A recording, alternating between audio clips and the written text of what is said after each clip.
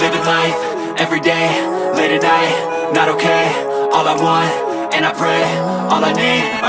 अस्सलाम वालेकुम व्यूअर्स, कैसे हैं आप सब। उम्मीद है आप सब खैरियत से होंगे। आज के व्लॉग में ईद प्रिपरेशन स्टार्ट हो चुकी है, उसका मैं व्लॉग आपके साथ शेयर करूंगी। तो अब आइज़ल के बर्थडे के बाद नेक्स्ट जो था वो ईद की तैयारी शुरू करनी थी, क्योंकि दिन बहुत कम रह गए हैं और बहुत सारे काम थे करने वाले। तो यहाँ पे ये जो मैं शो कर रही हूँ मेरा न्यू ड्रेस है। शर्ट ही मैंने बाई की थी, उसके साथ मैंने मैचिंग दुपट्टा लिया है रेड, और इस तरह से देखिए इसकी नेक लाइन बनी हुई थी और ट्राउज़र मेरे पास ऑलरेडी मौजूद था। मैं इस तरह से मैचिंग करके ड्रेसेस पहन लेती हूँ गर्मियों में, क्योंकि गर्मियों में ना बहुत ज़्यादा ड्रेसेस की ज़रूरत पड़ती है। तो इस तरह से मैं बहुत इजी रहती हूँ इस तरह के कपड़ों में, क्योंकि आप जितने चाहे यूज़ कर सकते हैं इनको। तो ये आपको नज़र आ रहा होगा, फोकस अच्छा सा नहीं हो रहा, लेकिन ये इसी तरह से ना मल्टी कलर में इसका बहुत प्यारा सा यहाँ पे प्रिंट है। और इसके साथ जो है मैंने रेड दुपट्टे की मैचिंग की है, नेक लाइन इसकी बड़ी अच्छी बनी हुई है। तो ये ड्रेस मैंने पहना था आज के लिए। अच्छा, उसके बाद मैंने कल अपने कपड़े धोए थे, अपने ही धोए हैं सिर्फ, और वो मैंने अब यहाँ पे सारे तय करके रखने हैं, इनको सेट कर लूँगी अपनी जगह पे। और एक आध मैं सूट हमेशा प्रिपेयर करके रख लेती हूँ घर में पहनने वाला भी, ताकि कभी अर्जेंट में चेंज करना पड़ जाए तो एक आध जोड़ा होना चाहिए। तो यहाँ पर मैं सारे के सारे सेट कर लूँगी अपनी जगह पर, और उसके बाद मैंने कपड़े प्रेस करने वाला काम शुरू करना है।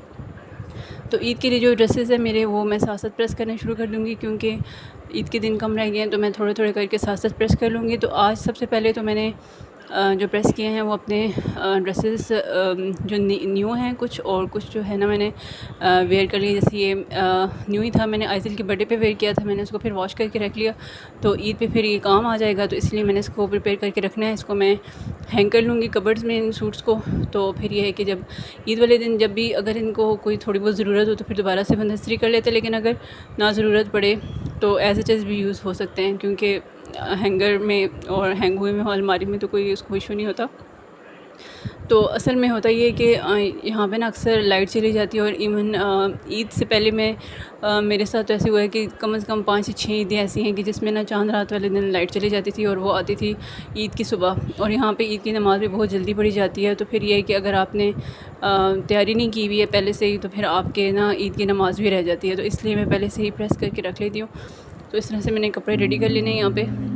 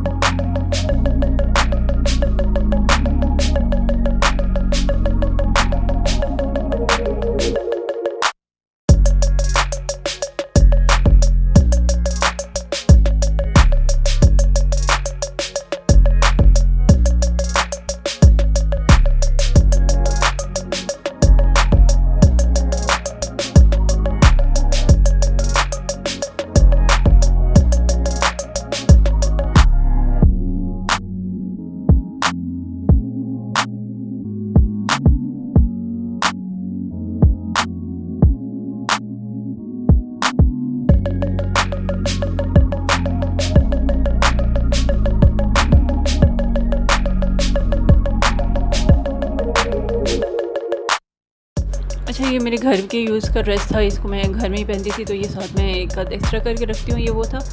तो सफ़ायर का ये ड्रेस था, इसका बेसिकली ये कमीज़ दुपट्टा था, मतलब शर्ट दुपट्टा था, लेकिन मैंने इसके दुपट्टा फ़िलहाल नहीं लेती हूँ।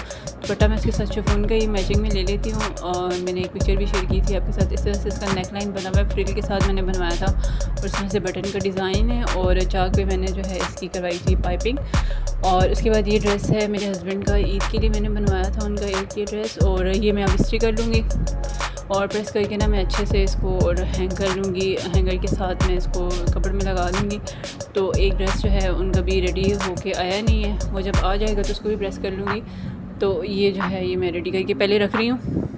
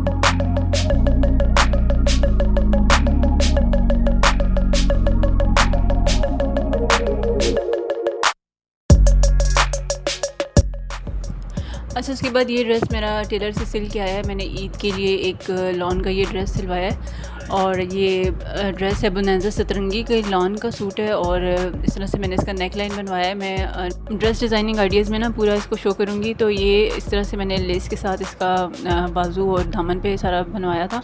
और ये ड्रेस जो है ये मैंने ईद के लिए करना है प्रेस, क्योंकि अगर ईद पे मैंने ये पहना तो तब तक ये रेडी होगा।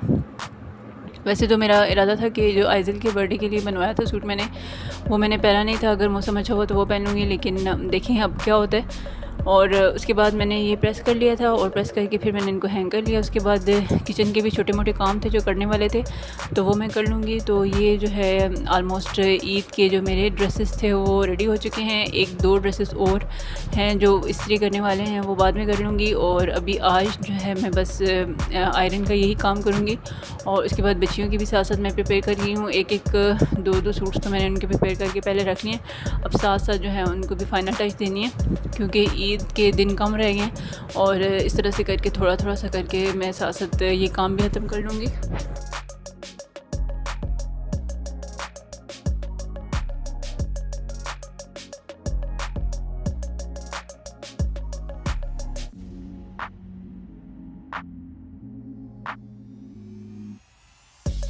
ईद की तैयारी में ना सबसे ज़्यादा जो इम्पोर्टेंट चीज़ होती है फ्रिज की सफाई। तो फ्रिज देखिए मेरी ओवर क्राउडेड हुई हुई है यहाँ पे, क्योंकि जो उसका डोर है वो तो सारा मेडिसिन से ही भरा हुआ है। तो यहाँ पे ना मैंने मक्खन निकाल के मलाई निकाल के रखी हुई थी फ्रीज़र से रात से ही मेल्ट करने के लिए।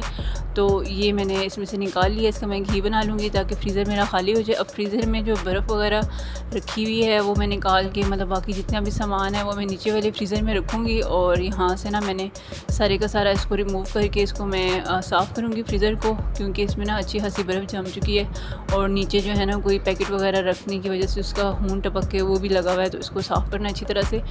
फ्रीज़र की सफाई जो है वो ईद से पहले मस्ट ही होती है, लेकिन मैं इसलिए नहीं कर रही हूँ कि मैंने बहुत सारा गोश्त इसमें रखना है, क्योंकि हमारे घर में ना वो गोश्त मेरे ख्याल से सबसे कम बचता होगा सब लोगों के घर से, क्योंकि रिश्तेदारों में और इस तरह से करते करते इतना सारा तकसीम हो जाता है कि हमारे घर में बहुत कम ही बच जाता है। तो आराम से ही फ्रिज में आ जाता, लेकिन मैंने इसको साफ़ करना है क्योंकि इसके दो पोर्शन जो हैं वो आलमोस्ट बर्फ़ से अटे हुए हैं।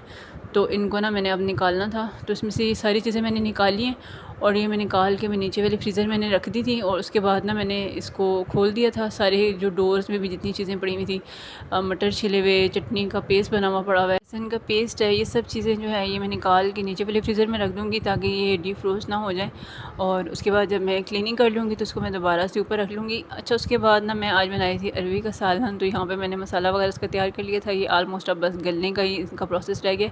तो इस पॉइंट पे ना मैंने थोड़ा सा धनिया काट के रखा था और 2 सब्ज़ मिर्चें वो मैंने इस पॉइंट में इसमें डाल दी हैं। ये हैलापेनोस टाइप की मिर्चें सब्ज़ वाली मुझे बहुत पसंद हैं और ये इतनी कड़वी भी नहीं होती हैं, तो ये प्यारी भी बहुत लगती हैं सालन में। तो ये मैंने इसमें ऐड कर दिए और मैं इसको यहाँ पे कवर कर दूँगी ताकि ये अच्छी तरह से गल जाए। और उसके बाद फिर मैंने बस रोटी बनानी थी, तो यहाँ पे ना मैंने इसको साथ साथ सालन बना लिया था। अच्छा, दूसरी तरफ मैंने क्या किया था, जो मैंने मेल्ट करके रखी हुई थी मलाई, उससे मैंने इस तरह से मक्खन निकाल लिया है। मक्खन निकालने का प्रोसेस मैं ऑलरेडी आपके साथ शेयर कर चुकी हूँ, तो उसकी वीडियो मैंने शूट नहीं की। तो यहाँ पे मैं इसका मक्खन निकाल रही हूँ। देखिए अब कितने मज़े का और बहुत आसानी से मक्खन निकल आया था, कोई टाइम नहीं लगेगा आपका। मलाई से भी आप डायरेक्ट घी बना सकते हैं, लेकिन उसमें ना आपको उसके ध्यान रखना पड़ता है कि वो जल ना जाए। तो यहाँ पे ना मैंने इस तरह से मक्खन निकाल लिए थे पहले और उसके बाद मैंने इसको घी बनाना था। तो मक्खन यहाँ पे मैं निकाल रही हूँ। थोड़ा सा पोर्शन जो है ना वो मैं निकालूंगी, क्योंकि मक्खन बहुत जल्दी खट्टा हो जाता है, तो थोड़ा सा मैं निकालूंगी नाश्ते में खाने के लिए। और बाकी का सारा जो है ना वो मैंने मक्खन अलग से करके रख लिया था। और ये सारा जो है ना वो उसके बाद मैं कर लूँगी घी बना लूँगी इसका। और क्योंकि इसको थोड़ा सा देखना पड़ता है साथ साथ, तो मैं देखती हूँ अगर दिन के टाइम हुआ तो मैंने ना इसको रात के टाइम रखा था, मतलब शाम को रखा था, तो रात तक ये बिल्कुल रेडी हो गया था। और घी भी मैंने बना लिया था यहाँ पे। एक तो फ्रिज खाली हो गई थी, फ्रीज़र मेरा, और दूसरा ये कि घी भी बन गया था। अभी तो फ़िलहाल मलाई सुबह नाश्ते में यूज़ हो जाती है, तो ये बहुत कम ही मलाई बचती है, तो जो थी वो यहाँ पे सारे के सारा जो है वो मैंने घी बना लिया उसका।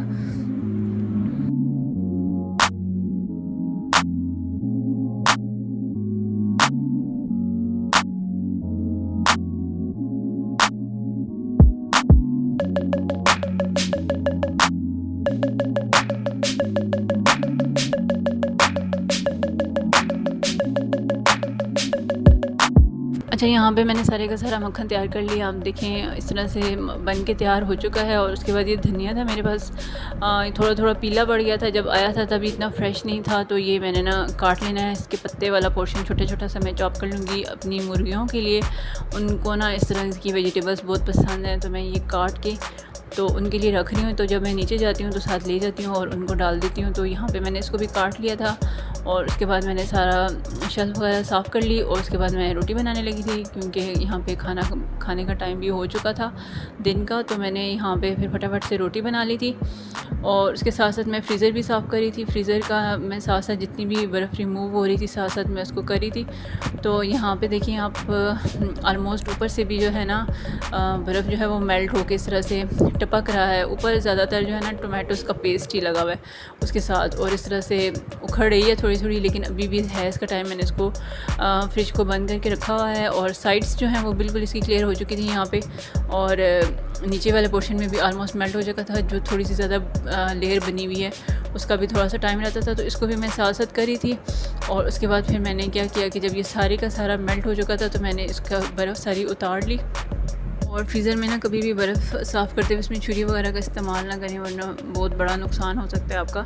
तो ये देखिए मैंने ये फ्रीज़र जो है अपना साफ़ कर लिया है बिल्कुल अच्छा सा। और ऊपर वाला जो रैक है वो मैंने थोड़ा सा वाइड कर लिया है, क्योंकि वो बहुत छोटा सा था, उसमें बहुत कम चीज़ आती थी और एकदम से बर्फ़ भी चिपक जाती है ऊपर।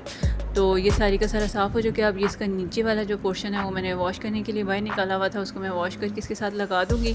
और ये फ्रीज़र हो गया मेरा क्लीन। और जो नीचे वाली ये लेयर है इसके ऊपर ना मैं एक्सरेज रख दूँगी, ताकि गोश्त जो भी इसका लिक्विड वगैरह उसकी वजह से ना नीचे बर्फ़ ना जमे। तो यहाँ पे मेरे पास पुराने एक्सरे पड़े हुए थे, वो मैंने इसके ऊपर रख दिए हैं एज़ इट इज़। और आप भी घर में को साथ साथ मैंने घी भी बना लिया था। तो यहाँ पे मैं करूँगी अपना वीलॉग एंड, जो बाकी का है काम वो मैं इंशाल्लाह नेक्स्ट वीलॉग में शेयर करूँगी। Thank you so much for watching.